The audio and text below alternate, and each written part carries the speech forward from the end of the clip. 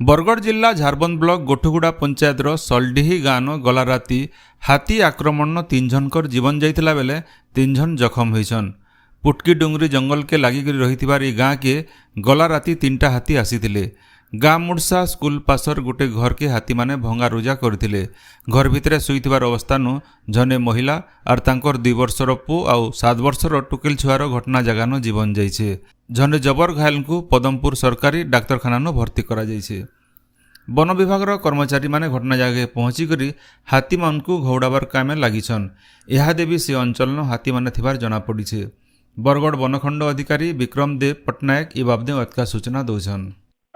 हमरो पाइकमाल रेंज रो झारबंद सेक्शन रो डभाबिट रो सलडीही गाँव रे काली हाथी थिले।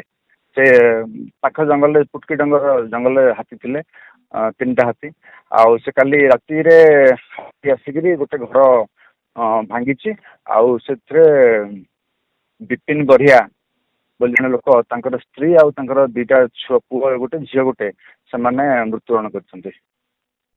आउ तांको वर्तमान आमर सरकार